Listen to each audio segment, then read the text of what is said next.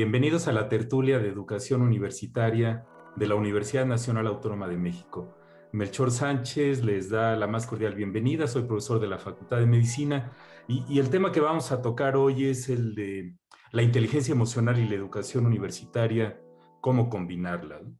Para platicar sobre el tema nos acompañan tres personas que han abordado mucho el tema desde diferentes aspectos. Primero está la maestra Verónica Luna de la Luz. Ella es licenciada en Psicología por la Facultad de Psicología de la UNAM y maestra en Ciencias de la Educación, en Ciencias de la Salud por el posgrado de la misma universidad. Es profesora de múltiples talleres de formación docente, presenciales y en línea, y actualmente es profesora de Informática Biomédica en la Facultad de Medicina, así como del programa de maestría y doctorado en Ciencias Médicas y Odontológicas y de la Salud de la UNAM. Bienvenida, Vero. ¿Qué tal? Muchas gracias. Un gusto estar aquí. Gracias por la invitación. También está con nosotros la doctora Anabel de la Rosa Gómez. Ella es licenciada y doctora en Psicología por la UNAM, con estancia de investigación doctoral en la Universidad Jaume en Castellón, España. Jefa de la carrera de Psicología del Sistema de Universidad Abierta y Educación a Distancia en la Facultad de Estudios Superiores Iztacala de la UNAM y profesora de carrera y responsable académica del Centro de Apoyo Psicológico y Educativo a Distancia, miembro del Sistema Nacional de Investigadores Nivel 1. ¿Qué tal, Anabel? Buenas tardes. Buenas tardes a todas y a todos. Gracias por la invitación. Un gusto estar con ustedes. Y también contamos con la doctora Ximena Chao Rebolledo. Ella es doctora en Psicología Educativa y del Desarrollo por la UNAM y tiene una maestría en Psicología por la Universidad de Nueva York. Actualmente coordina la especialidad en Educación Socioemocional en el Departamento de Educación de la Universidad Iberoamericana en la Ciudad de México. Es directora académica de la revista de investigación en Educación Emocional y Bienestar y su campo de investigación abarca procesos de enseñanza-aprendizaje y el desarrollo de habilidades socioemocionales y cognitivas. ¿Qué tal, Ximena? Bienvenida. ¿Qué tal? Un gusto estar acá compartiendo ese espacio con todas, con todos. Muy buenas tardes. Pues yo estudié medicina y recuerdo que cuando iba en segundo año en una reunión familiar, mi hermana me dijo, no tienes nada de inteligencia emocional. Como buen estudiante de medicina, dije, ¿qué es eso, no? Eso no es ciencia.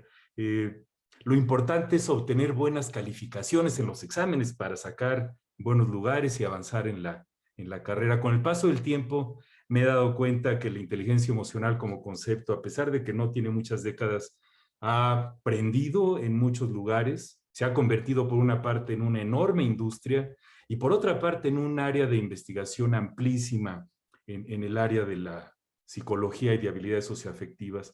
Pues yo les preguntaría, Verónica, ¿qué es esto de la inteligencia emocional y por qué es importante en educación superior? ¿Cómo andamos en los niveles de este constructo, de este concepto, los universitarios?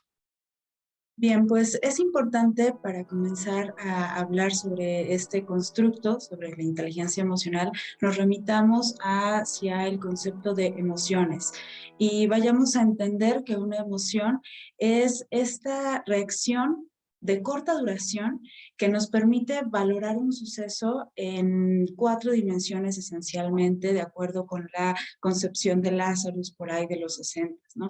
Él nos hablaba de que estas dimensiones tenían que ver con el aspecto fisiológico, el aspecto expresivo o social, el aspecto funcional y el factor cognitivo, ¿no? El factor subjetivo que implicaba propiamente a la emoción. Y entonces estas emociones nos permiten interactuar con el medio, nos permiten entender al medio y reaccionar por consecuencia.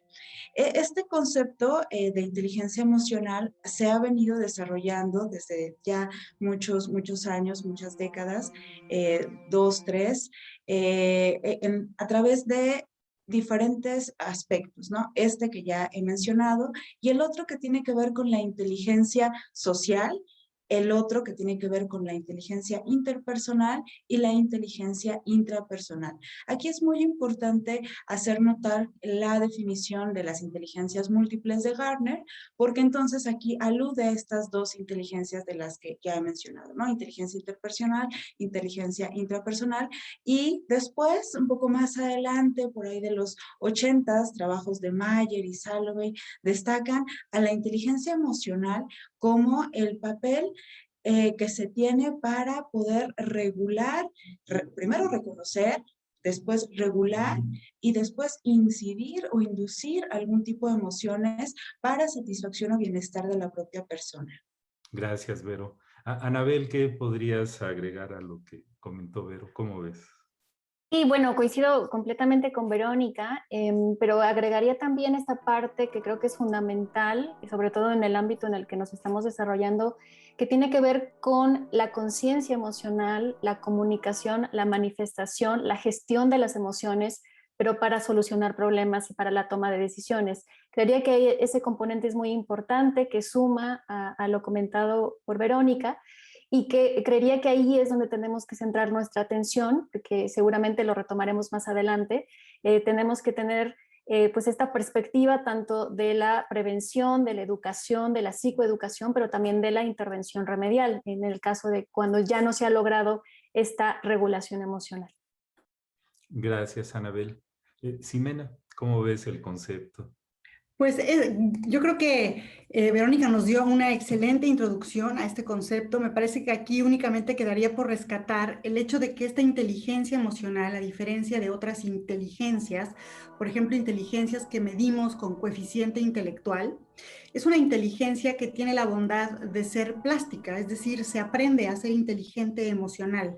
No estamos condenados a no poseer o a no poder desarrollar esta inteligencia. Y creo que en el modelo que ya mencionaba Verónica, que postularon en la década de los 90, Salovey y Mayer, nos hacen ver que efectivamente de lo que está hablando esta definición de inteligencia emocional está relacionado con capacidades que ahora han mutado a un lenguaje muy diverso. Se habla de habilidades sociales y emocionales o socioemocionales, y luego hay otros modelos como el de la Universidad de Barcelona, que nos hablan de competencias emocionales. En cualquier caso, me parece que lo que resulta interesante y provocador para quienes hacemos educación, sobre todo, es el hecho de que podemos aprender a ser emocionalmente inteligentes, es decir, que podemos generar un programa, una propuesta pedagógica para desarrollar estas capacidades, que no estamos atados a una cuestión innatista o a una cuestión de destino a ser inteligentes de una manera o de otra, y que, bueno, finalmente esta capacidad para regular, para gestionar, para reconocer, para comprender nuestras vivencias emocionales y las de los demás, bueno, pues se puede aprender. Muy bien, Ximena. Así es. Las emociones, ya ven que por ahí Aristóteles dijo, o se le atribuye a él, cualquiera se puede enojar, eso es fácil, pero enojarse con la persona correcta, en el nivel correcto, en el momento correcto, por el propósito correcto y de la manera correcta, eso no es fácil. Y ya ven que en México tenemos este dicho de el que se enoja pierde, ¿no? Y muchos autores sugieren que la inteligencia emocional pues, es uno de los atributos más importantes para tener éxito en la vida, ¿no? El problema es que, o uno de los problemas, es que al fragmentarse tanto la utilización del concepto en la sociedad y generándose, pues esta industria, que al ser una industria de mercadotecnia y que algunos de sus gurús cobran una fortuna por dar conferencias sobre el tema o cursos, entonces se distorsiona un poco este aspecto académico. ¿Alguna de ustedes quisiera comentar cómo, pues cómo sienten que estamos ahorita como sociedad en términos de inteligencia emocional? Vero, ¿algún comentario sobre este punto? Sí, claro. Es un tipo de inteligencia que está cobrando mucho interés y mucho deseo de desarrollar por la sociedad. Todavía hay mucho trabajo por hacer, pero cada vez se va desarrollando más esta necesidad y visibilizando más la importancia de contar con una inteligencia emocional alta. Esto en términos, justo como ya lo mencionaba, incluso el éxito profesional. Cada vez nos hemos dado cuenta en diferentes investigaciones que las personas que tienen un mayor nivel de inteligencia emocional son capaces de adaptarse a circunstancias adversas, a situaciones cambiantes, y pues qué mejor ejemplo que la situación que nos está aconteciendo, en la que, bueno, tuvimos que echar mano de todas nuestras habilidades para poder adaptarnos, para poder reencontrarnos, para poder entender y entablar otro tipo de relaciones con los demás.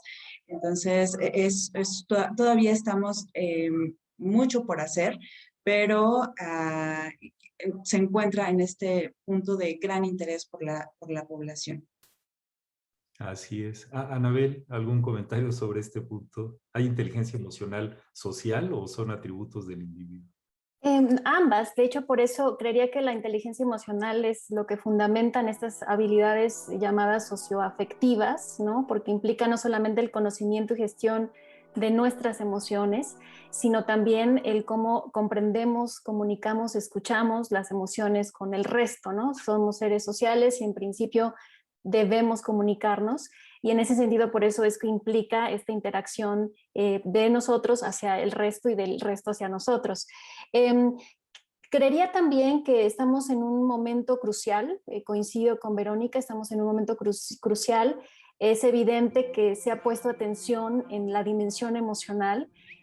Ya existía, ya se ha investigado desde hace bastante tiempo, desde los procesos básicos, al menos desde la psicología, ya se habla de la emoción, de la motivación, de la cognición, pero de pronto tal vez pienso que por esta tal dificultad para la medición tal vez de las emociones sea un poco relegado el estudio sobre ello, pero en las últimas décadas se ha focalizado, se ha instrumentado proyectos y programas específicos para el desarrollo de estas habilidades, y creería que estamos en un estadio importante, crucial y fundamental para tocar el tema, y qué bien que aquí lo estamos hablando. Gracias, Anabel. Pues tocaremos el tema siguiendo en el próximo bloque. A continuación vamos a escuchar a un docente. ¿Qué impacto ha tenido la inteligencia emocional en su vida académica?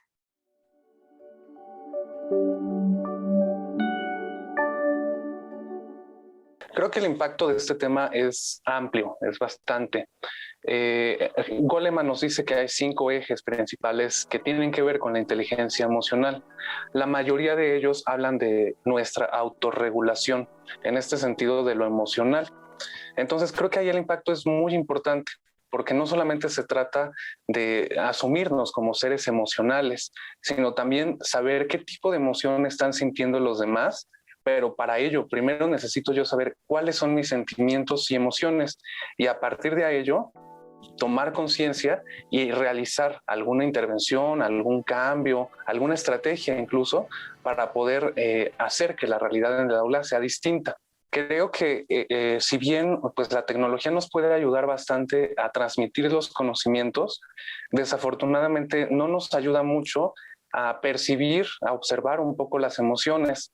Un poco, aunque tengamos el video, como a lo mejor ahorita estamos nosotros, puede ser complejo identificar qué emoción está sintiendo la otra persona que está enfrente de la cámara, pero también eso se complica aún más cuando la persona no puede abrir su cámara por alguna razón.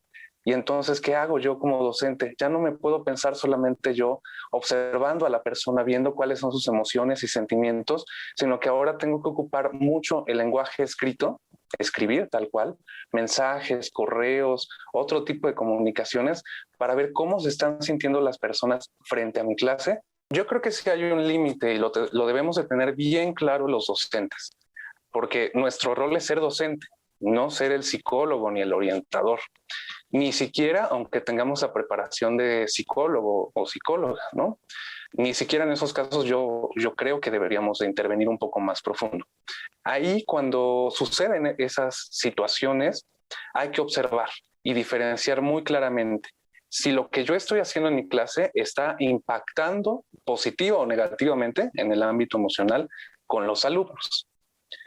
Si es así, entonces yo lo puedo gestionar, porque además también nos valemos de eso, un poco del sentimiento, de la emoción que provoca lo que hacemos en clase, ¿no? Si se ríen, si los pone tristes, si nos valemos como también de esos elementos para generar una mejor dinámica de trabajo. Pero si ya el alumno viene con alguna situación emocional, sentimental, de casa, de pareja, incluso de la misma escuela, que le está yendo mal, que no sabe cómo afrontar alguna situación escolar, académica, etcétera, ahí sí creo que es bien importante marcar el límite y decir: yo, aunque sea profesional de la psicología o no, no puedo apoyarle mucho. Lo que sí puedo hacer es hacerle ver que puede necesitar un apoyo más profesional, psicológico, orientación, etcétera, y que le pueden ayudar más, ayudarle un poco a descubrir que eso se puede hacer y que lo podemos canalizar, y que seguramente ahí va a encontrar más apoyo que el que nosotros le pudiéramos dar.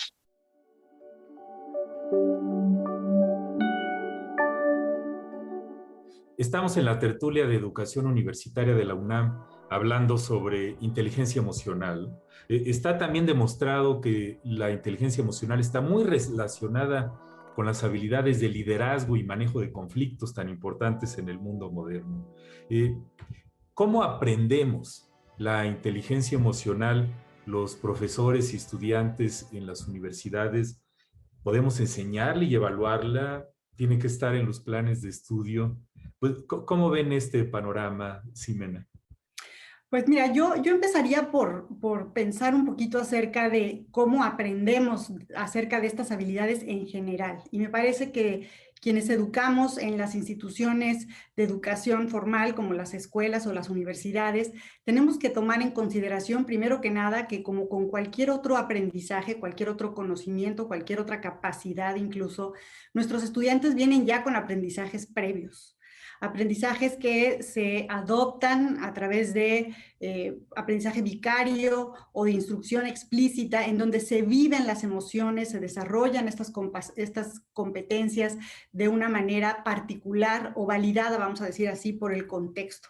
Y por eso sabemos que tenemos estudiantes que vienen de contextos en donde la violencia, por ejemplo, está normalizada, y contextos en donde la intolerancia al error o a la frustración también está normalizada, y tendríamos que reconocer, primero que nada, cómo vienen nuestros estudiantes en términos de qué han aprendido o cómo han aprendido a utilizar estas capacidades, para entonces plantear justamente la posibilidad de reaprender. Decíamos hace un momento que esta inteligencia emocional se aprende, y eso nos lleva inmediatamente a pensar que podemos efectivamente trabajar desde el currículo, desde el diseño educativo, espacios, actividades, herramientas y estrategias que de hecho ya existen. Hay una amplia literatura ya y una amplia conocimiento del campo de la educación justamente socioemocional, que nos permite saber que podemos reaprender estas prácticas. Como mencionaba el profesor en la cápsula, justamente normalmente el acercamiento desde las instituciones educativas se da para atender el síntoma, es decir, cuando ya tenemos un estudiante que está pasando por un mal momento, por un momento de aflicción, por un momento de estrés, por un momento como ahora durante la pandemia, que ha vivido una situación intensa, aflictiva. Y no obstante, me parece que el siguiente paso educativo es irnos hacia la prevención. Necesitamos empezar a trabajar como parte de una formación integral, como parte de lo que va a ser el desarrollo profesional, en el caso de los universitarios, este tipo de competencias. A diferencia de otras capacidades, por ejemplo, la capacidad matemática, la capacidad lingüística, etcétera, las capacidades socioemocionales, bueno, pues aún en las instituciones de educación superior se encuentran en un momento, digamos, temprano en su incorporación al currículo. No obstante, ya existen experiencias alrededor del mundo, incluso en donde se han empezado a introducir este tipo de formación explícita y transversal en lo que es la formación profesional. Porque sabemos, como ya mencionabas al inicio, que estas capacidades, bueno, pues son competencias para la vida. Son competencias que se van a llevar, son transferibles a otros contextos, se van a llevar y van a beneficiar no solo el trayecto educativo, formativo, académico, sino también su desempeño, digamos, hacia futuro. Son finalmente también conocidas como capacidades para la vida. Gracias, Ximena. Verónica, ¿tu opinión? Sí, es muy importante considerar que el desarrollo de la inteligencia emocional se hace de manera individual individual, con un trabajo constante, con ejercicios de introspección, con ejercicios de análisis personal, de comprensión, de control, de mucha autoobservación y de también interacción con los otros, ¿no? Entonces es un ejercicio muy, muy consciente, ¿no? La manera en cómo aprendemos, reaprendemos, desarrollamos esta habilidad, propiamente en un contexto universitario, tiene que ver con cómo observamos que son los profesores, que son otros compañeros, personas que consideramos como admirables, que vemos que manejan situaciones conflictivas, situaciones problemáticas, y en relación con eso, vamos nosotros también adaptando y encontrando nuestros medios, nuestros propios caminos, ajustándolos hacia ese nuevo gremio profesional en el que nos vamos a circunscribir, ¿no? En el caso de los estudiantes, este nuevo medio en el cual se están adentrando. También existe pues la forma explícita propiamente, como ya lo mencionaba Ximena, ¿no? En este caso, en el que, bueno, existe propiamente en la propuesta curricular. Hay algunos planes de estudio, como en el caso, en mi experiencia en la Facultad de Medicina, tenemos estas 8 competencias en el nuevo plan de estudios, bueno, ya no tan nuevo, en el plan de estudios 2010, se delinean una serie de competencias y una de ellas tiene que ver con el desarrollo personal. Y es una competencia que ha entrado en muchos líos en la forma en cómo se tendría que desarrollar. Sin embargo, una serie de investigaciones también nos dan pauta a cómo se podría desarrollar esta competencia que nos encamina hacia la inteligencia emocional como uno de los aspectos claves, ¿no? También el ingresar a talleres, a cursos, incluso en las mismas clases, en donde los profesores centren su atención, o centremos la atención a aquellos momentos en los que ellos sean capaces de verse a sí mismos y de buscar la relación efectiva con los otros. Creo que esas serían como puntos clave, esenciales a considerar para el desarrollo en estudiantes y docentes universitarios. Gracias, Verónica. Anabel. Sí, creería que un poco manera de suma, de resumen de lo que han comentado mis compañeras panelistas, creería que es muy importante ubicar 3 formas del aprendizaje de estas competencias emocionales. La primera la ubico en el modelamiento en el aula. Y esto evidentemente que no importa el nivel educativo, por supuesto que no es tarde si es que ya llegan a nivel universitario, nunca es tarde para hacerlo, pero evidentemente que el modelamiento en el aula es muy importante y aquí la tarea principal pues es de los docentes, ¿no? Que tenemos que adecuar nuestras planeaciones también para incorporarlo, para utilizar esta emoción para canalizar y motivar los aprendizajes, ¿no? Y en ese sentido creo que se requiere formación también por parte de los docentes. El otro rubro, por supuesto, que tiene que ver con la incorporación ya formal, ¿no? el entrenamiento formal ya en los planes y programas de estudio a través de cursos, de talleres que permitan el desarrollo de estas habilidades, tanto extracurricular como curricularmente, pero también, y muy importante, un espacio de trabajo personal para las emociones.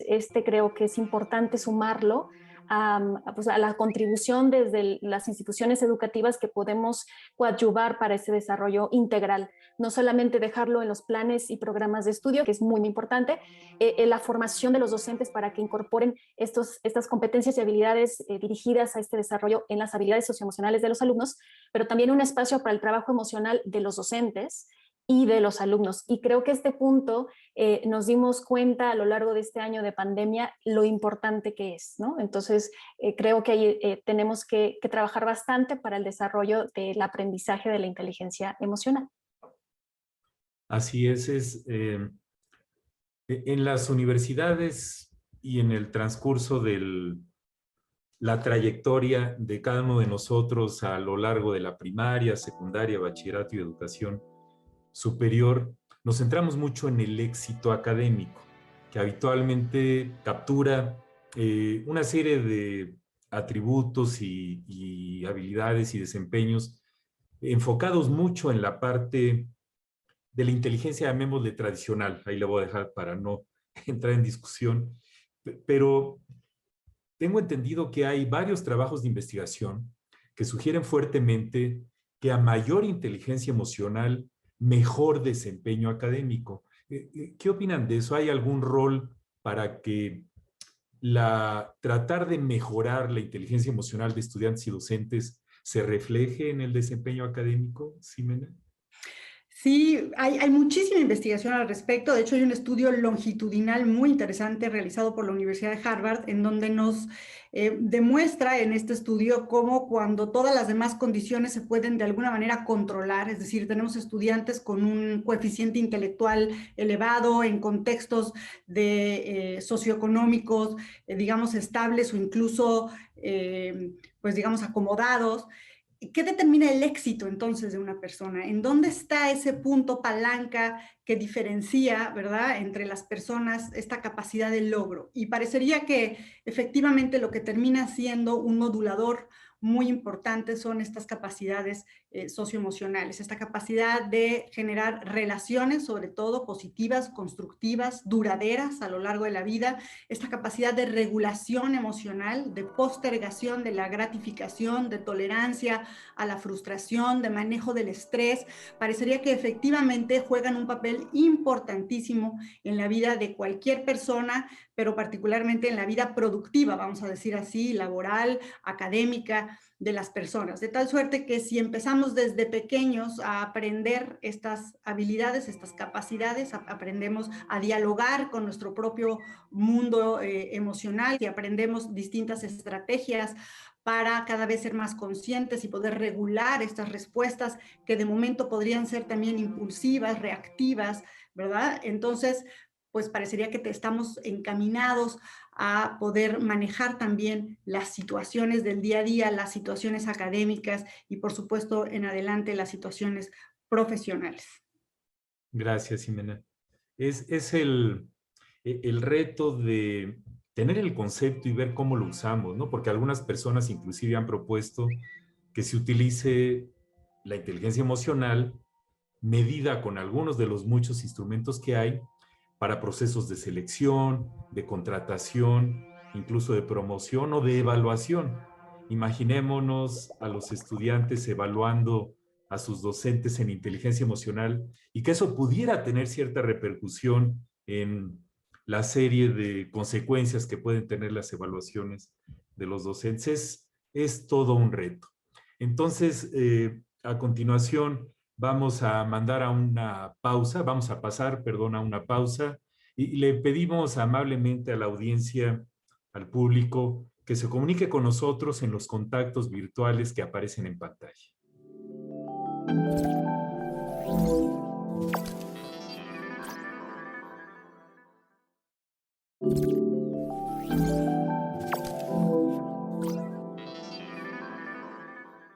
Estamos en la tertulia de educación universitaria de la UNAM, platicando sobre el tema de la inteligencia emocional. En el más de un año que llevamos ya de la pandemia, se han trastocado todas nuestras actividades cotidianas.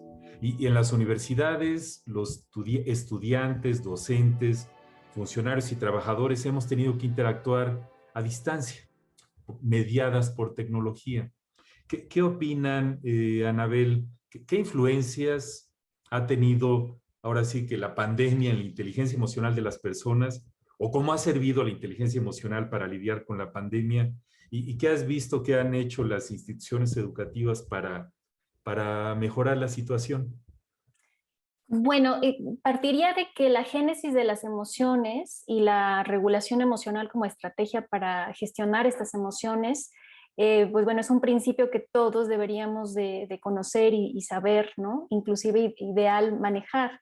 Sin embargo, cuando estamos todos conviviendo frente a un estresor tan grande como el que hemos vivido por la pandemia, todo toma otra dimensión y se tienen que reajustar estas estrategias, porque algo que mencionábamos al inicio de la tertulia es que justamente la emoción y la regulación emocional está vinculada con la situación. Y la situación y esta percepción que tenemos de esta situación, por supuesto que puede afectar la regulación emocional, ¿no? Entonces, bueno, la pandemia ha sido un evento estresante para todos, en todos niveles, y esto evidentemente que ha afectado también pues a través de esta migración emergente que se ha tenido desde la presencialidad hacia los sistemas educativos a distancia, tanto para alumnos como para docentes. porque se les ha demandado también no solamente la gestión de nuevas estrategias, de competencias digitales, sino también de competencias emocionales para regular estas emociones, no solamente de los mismos docentes, todos como seres humanos hemos vivido y padecido esta situación emergente, este distrés externo, pero también convivir y lidiar con las emociones de los alumnos, un poco retomando la cápsula en donde uno de los profesores comentaba que hay que colocar límites y eso creo que es fundamental. De pronto a partir de la pandemia se desbordaron estos límites en donde la gestión de las emociones no nada más era con las propias, ¿no? Y las vicisitudes que hemos tenido al interior de nuestros hogares y el reacomodo de actividades, sino también con la de los estudiantes. La demanda emocional que se vivió, ¿no? Y que se interactuó también ha sido pues bueno, un reto importante. Creo que las universidades en particular, en la UNAM, creo que se han tomado medidas e iniciativas muy importantes desde la evaluación de las emociones, desde la salud emocional, para tener un diagnóstico de cómo estamos, cuáles estos niveles de ansiedad, de estrés, de depresión, inclusive ya en casos de ideación o intento suicida. Creo que se ha tenido una iniciativa muy importante, pero también en el caso de la intervención, es decir, líneas de apoyo, atención en línea para gestión de las emociones y obviamente sus diversas manifestaciones y también afectaciones, tanto de estudiantes como de docentes. Sin embargo, creo que tenemos un reto en el ámbito de los docentes. Creería que se focalizó más hacia el apoyo hacia estudiantes y pocos programas atendieron también la demanda emocional de los docentes y que por supuesto que hay que seguir atendiendo. Gracias, Anabel. Verónica. Sí, es como ya se ha mencionado, una situación que nos trastocó, nos está trastocando y nos trastocará. Entonces, no es que sea ya pasó, sino que continuará, ¿no? En la medida en la que sigue cambiando. Ahora estamos con esta incertidumbre de cómo nos incorporamos, nos reincorporamos, qué va a pasar. Y entonces las situaciones van a ir oscilando de esta manera. En mi experiencia con mis estudiantes de la Facultad de Medicina, estudiantes ahora en este semestre que estamos concluyendo, eran estudiantes de primer año. Entonces, su vivencia como estudiantes de primer año de la carrera de medicina fue muy, muy diferente en esta modalidad. Ellos no se sentían parte de la UNAM, o sea, este sentido de pertenencia, esta identidad universitaria, no la tenían desarrollada al 100% como en otras generaciones, ¿no? Tuve trabajos ya particularmente con algunos pacientes que me comentaban una situación muy, muy similar, ¿no? Se sentían alejados incluso de su lugar de trabajo. Entonces, esta situación de trabajar a distancia hacía que no se sintieran tan compenetrados con este espacio de trabajo. ¿A qué me refiero con esto? No se sentían identificados con este espacio de trabajo. Eso principalmente cuando recién habían ingresado a ese lugar de trabajo. Quienes ya tenemos o tienen varios años trabajando en un espacio, pues ya tienen este sentido de identidad y de apropiación, pero cuesta más trabajo cuando te incorporas en un ambiente de esta naturaleza. No estamos acostumbrados, nos estamos adaptando a estas nuevas circunstancias. Otra situación, que ya bien lo mencionaba el profesor de la cápsula, tiene que ver con la distancia que hay entre los estudiantes y el profesor al momento de que estamos dando clase y todas las camaritas están apagadas y tenemos la sensación de que no hay nadie, pero sí hay alguien, y entonces es esta incertidumbre de qué está pasando, qué están pensando. La comunicación no verbal se ve mermada totalmente. Entonces, si estamos hablando de que la inteligencia emocional tiene que ver con la capacidad de reconocer mis propias emociones y reconocer las del otro a través de este lenguaje corporal, la comunicación no verbal, entonces, si no los vemos, no sabemos qué está pasando y cómo vamos a reaccionar y qué rumbo le vamos a ir dando a las clases. Eso como docentes y también como estudiantes, coincido con mi compañera Anabel en que la universidad se notó muy, muy comprometida en identificar cuáles eran estas necesidades emocionales de la comunidad universitaria. Sin embargo, dotó mucho el foco a los estudiantes y también hubo algunos aspectos hacia los profesores, pero nos faltó poner más énfasis en este sentido.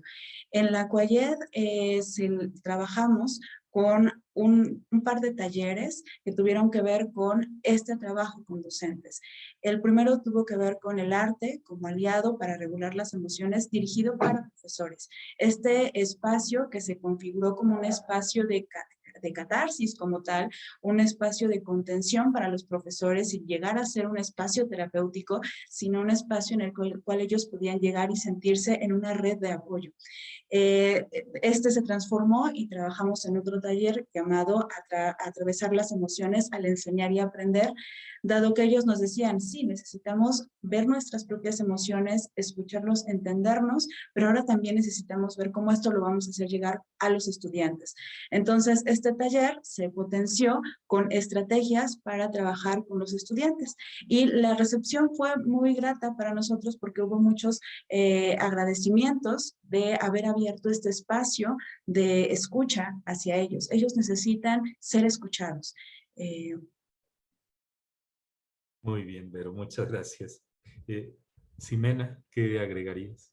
Pues yo diría que en efecto esta situación de pandemia nos puso a prueba en términos de nuestras capacidades socioemocionales, incluso al límite, ¿verdad? En particular esta regulación emocional, esta capacidad de resiliencia y en el caso de los estudiantes también su capacidad de autonomía y sentido de agencia como parte de estas habilidades que nos permiten justamente transitar por situaciones que nos toman por sorpresa, nos hacen reaccionar, a veces la reacción no es la respuesta óptima, pero que posteriormente si abrimos estos espacios de acompañamiento para docentes, para estudiantes, podemos reflexionar acerca de esta reacción y entonces aprender a responder. Yo sí creo que a pesar de toda esta aflicción que hemos encontrado, desde la Ibero, junto con otras 6 universidades, realizamos una investigación muy grande que se llama Educar en Contingencia, la UNAM incluida estuvo en este estudio, en donde pudimos ver efectivamente cómo estudiantes de educación superior padecieron al menos el 20% de nuestros encuestados, que fueron cerca de 50,000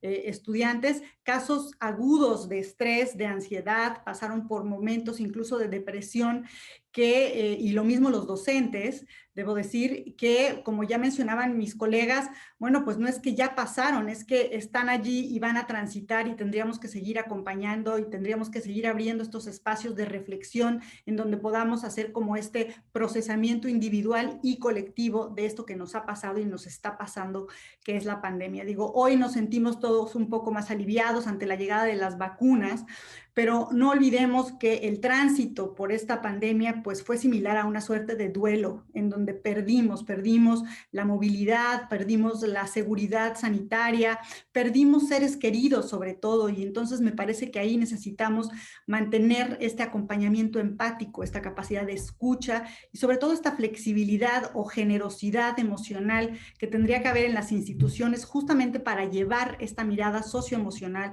a la educación y a la formación de las personas. Gracias, Ximena. Es tan interesante porque en uno de los modelos más usados ven que están los cuadrantes de, como decía Vero, uno tiene que percibir o identificar las emociones propias, identificar las de los demás, que en la cuestión mediada por tecnología se hace muy complejo, si de por sí es difícil cara a cara, en mediado por tecnología, por más emoticones y iconos que utilicemos y memes, no logramos hacerlo de manera óptima, por lo menos yo no lo he logrado. Y está la otra parte de los otros dos cuadrantes, que es, tengo conciencia de mis emociones, pero las controlo también, que es una parte tremendamente difícil, porque eso implica, pues, hasta cierto punto, controlarse, dominarse, y tener esta influencia en lo propio y en los demás, hablando de los estudiantes o de los compañeros docentes. Entonces, sigue siendo una estrategia y una metodología fascinante lo de promover la inteligencia emocional en estudiantes y docentes, y la pandemia nos ha enseñado que es un componente fundamental de la formación de nosotros como personas y de los estudiantes como futuros profesionales. Les agradezco mucho sus comentarios. A continuación vamos a escuchar el testimonio de un docente que nos habla de la importancia de la formación docente en inteligencia emocional.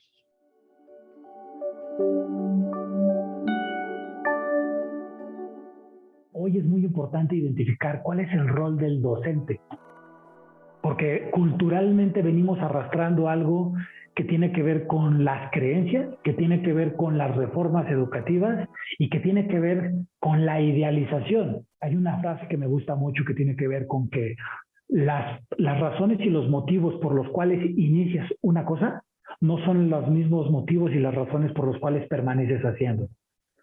Llegas de manera muy enamorada a querer transformar el universo a partir de la docencia, y cuando te das cuenta en la realidad las implicaciones que esto requiere y la transformación que como ser humano, como profesionista, requieres, distan mucho de lo que inicialmente tú pensaste que querías cuando entras en el mundo de la docencia.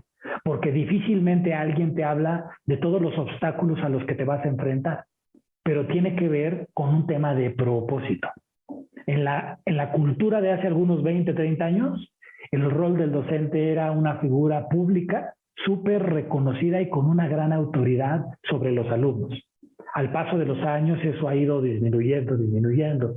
Y todavía tenemos maestros muy románticos que están nostálgicos porque ya no pueden ejercer y ya no tienen ese reconocimiento social. Traemos diferentes niveles de generación en la docencia que vienen formados de procesos diferentes que es importante entender de acuerdo a las problemáticas y los riesgos psicosociales que hoy viven los jóvenes, los niños.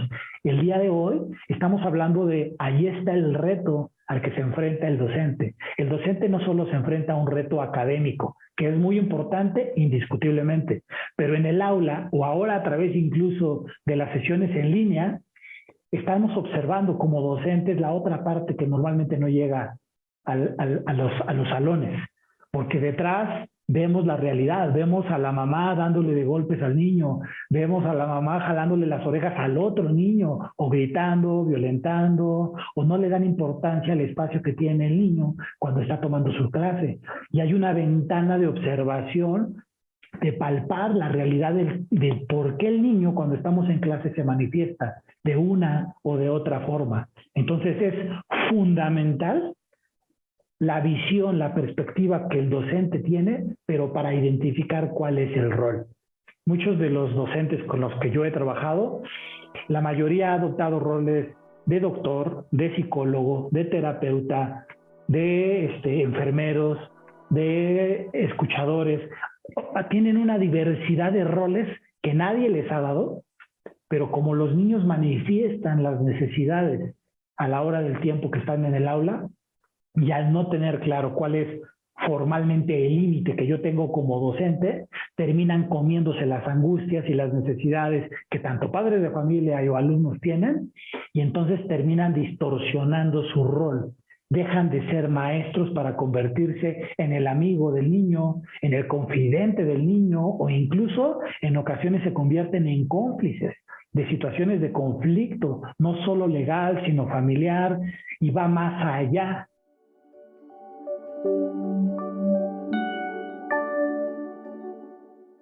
Estamos en la última parte de la tertulia de educación universitaria de la UNAM platicando sobre inteligencia emocional en las universidades. Cuando a una persona se le dice que es muy inteligente, se lo toma como un halago. Y seguramente les ha pasado a ustedes navegando en internet que de repente te aparece, quiere valorar su cociente intelectual y la gente cree que midiendo el cociente intelectual y teniendo una cifra alta, lo hace a uno de alguna manera superior. Pues el cociente emocional o las maneras de evaluar esto, también existen muchos instrumentos, ¿no? ¿Vale la pena medirnos el cociente emocional? ¿Qué podemos hacer para mejorar esto en las universidades con profesores y estudiantes? Y alguna reflexión final para terminar el programa. Anabel, empezamos por Anabel. Gracias. Por supuesto, creo que es importante conocernos, más que la medida puntual del cociente emocional. Creería que es importante conocernos emocionalmente. Yo partiría que la emoción, ¿no?, como un proceso básico, ¿no? Es importante que se conciba como un proceso dinámico que interactúa con otros procesos, ¿no? Con la cognición, ya decíamos, con la atención, con la memoria, es decir, no es aislado. La inteligencia involucra muchos otros procesos y la inteligencia emocional, por supuesto, que también echa mano de otros procesos. Entonces, se ha visto que si se afecta este componente emocional, pues afecta a otras inteligencias, ¿no? Toma de decisiones, en fin. Entonces, creería la importancia de sí medirla, pero en un ámbito, pues obviamente mucho más de conciencia, pero sobre todo para del despliegue de estrategias de regulación emocional, que creería que ahí es donde tenemos un reto importante para trabajar en el desarrollo de estas habilidades. También considero que el compromiso y el reto es a nivel sistémico, ¿no? Nos involucra a todos en diferentes roles y también funciones. En el ámbito institucional, creería que la incorporación muy insistente, ¿no? De incorporar esta dimensión emocional en los planes y programas de estudio, creería que es muy importante. En la FES Iztacala, desde hace un par de años se incorporó como una materia optativa salud emocional. Y bueno, pues en este sentido de optativa, ¿no? Los alumnos podían o no tomarla. Sin embargo, esto obedeció a altos índices de ideación suicida en los jóvenes, en niveles muy altos de estrés, de trauma inclusive, porque como se comentaba también hace unos momentos, los contextos son cada vez más violentos, llegan con nosotros estudiantes en contextos muy vulnerables y evidentemente que eso se refleja en el aula, ¿no? Física y virtual. De cualquier forma se muestra allí. Entonces, el incorporarlo a los programas de estudio, por supuesto, que debe ser una tarea importante como institución. También la formación en las emociones, ¿no? A través de estos cursos, talleres, todo lo que hemos platicado, creería que también motiva que el docente pueda prepararse para utilizar esta emoción, ya decía yo, como una herramienta para el aprendizaje. Y la otra también, que es a nivel personal, en donde el docente y el estudiante necesita buscar espacios para trabajarlo, grupos de reflexión, atención, acompañamiento, consejería psicológica, que también los tenemos en la institución y que deben ser visualizados también tanto por docentes como estudiantes como un espacio para que ellos puedan desarrollar estas habilidades emocionales.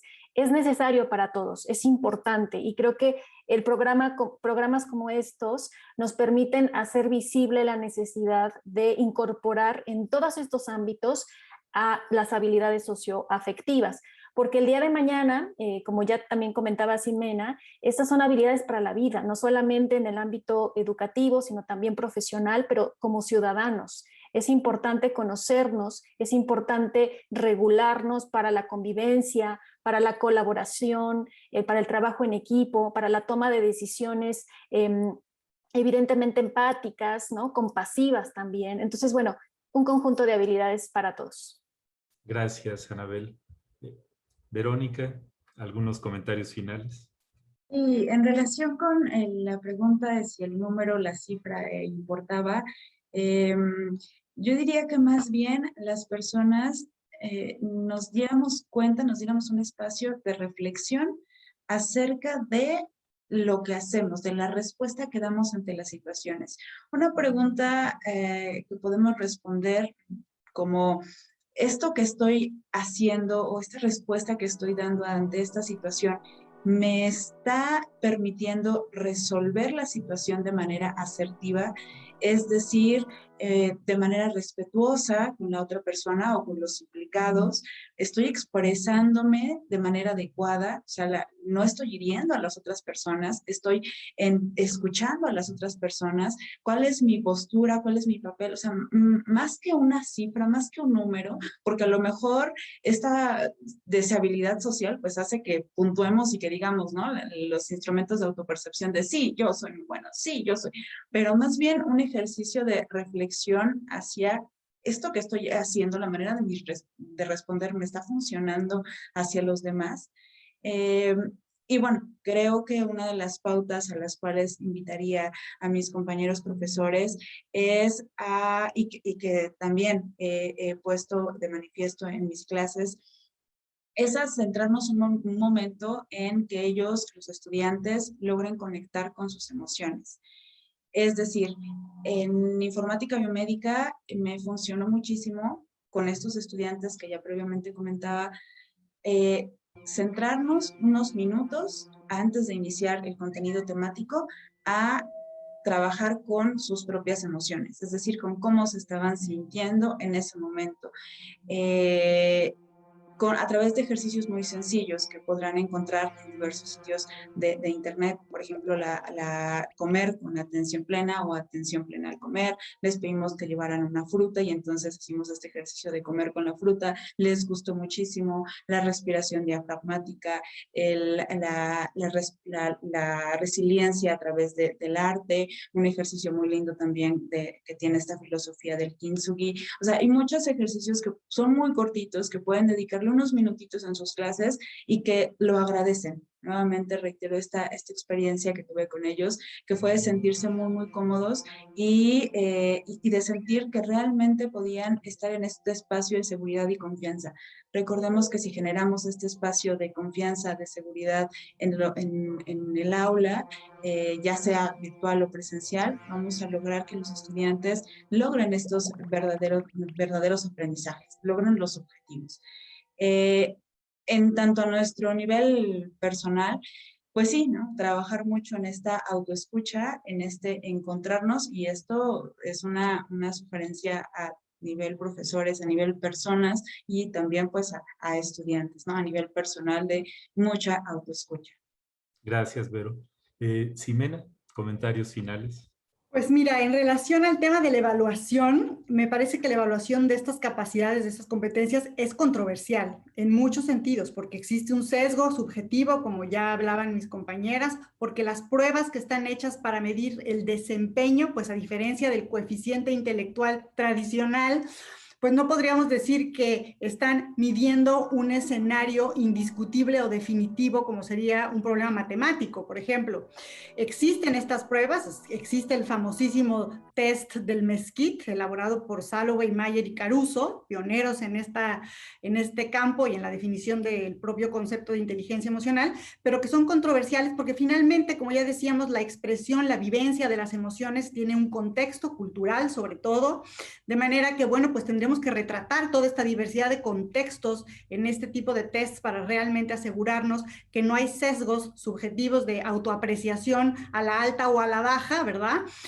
Pero que además estos campos de desempeño pues realmente no son representativos de acuerdo a esta diversidad de contextos. Entonces es controversial en sí misma, pero yo básicamente preguntaría, bueno, ¿y para qué queremos evaluar? ¿No? Es decir, ¿cuál sería la finalidad? Y me parece que en este sentido la finalidad tendría que ser justamente diagnóstica y formativa, es decir, lo que queremos es construir, utilizar herramientas que nos permitan dar seguimiento al desarrollo de estas capacidades, sobre todo en contextos específicos. En el caso del contexto académico, universitario, bueno, pues ir entendiendo cómo se van desarrollando nuestros estudiantes, cómo van siendo tolerantes, por ejemplo, al error, ¿no? A la frustración, a la perseverancia, etcétera, de tal suerte que podamos proveer, en este sentido, herramientas, apoyo pedagógico para que puedan continuar desarrollando estas capacidades y por supuesto en el entorno laboral también, en el entorno profesional, pues tener herramientas particularmente de evaluación 360 grados, no solamente desde la visión del individuo o del superior,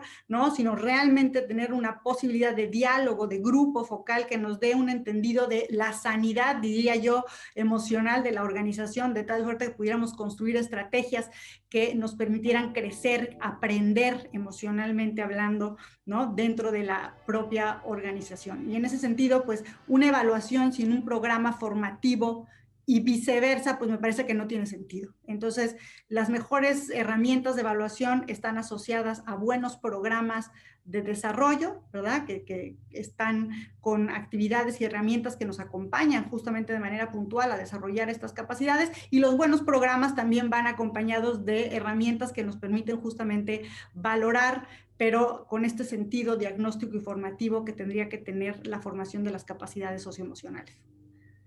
Muchas gracias, Ximena. Sí, efectivamente, esta actitud tradicional de centrarnos en este concepto que dicen es que para mejorar las cosas hay que medirlas, y la obsesión por pues como cuando vas con el médico, ¿no? Que te suben a la báscula y te toman la temperatura, la frecuencia cardíaca y una serie de cosas, y se generan unos números que después de alguna manera, sobre todo hablando del peso y el índice de masa corporal, hay que tomar algunas acciones, ¿no? Pero en las habilidades socioafectivas es mucho más complejo. Precisamente por eso hemos fracasado en términos de salud en disminuir la pandemia de obesidad, que esa también no se ha acabado y que con la pandemia viral parece ser que inclusive aumentó. Pues la inteligencia emocional debe ser algo que tomemos en cuenta en las universidades. Es importante saber que tiene un amplio y profundo sustento académico y de investigación.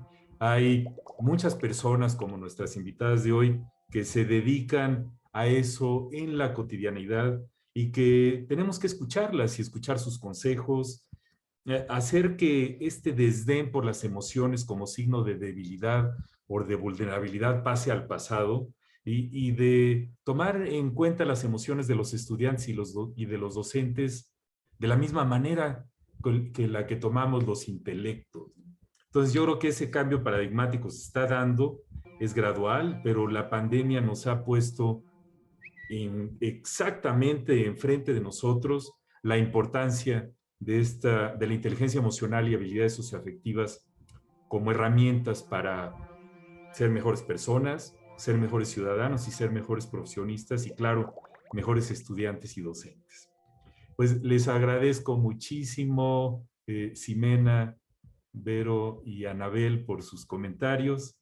Ha sido un placer estar aquí con ustedes y decía Voltaire, la decisión más importante que hace uno es estar en buen estado de ánimo. Es increíble, ¿verdad? Cómo frases tan aparentemente tan sencillas tienen tanto detrás. Reitero el agradecimiento por su participación y nos veríamos en la próxima tertulia.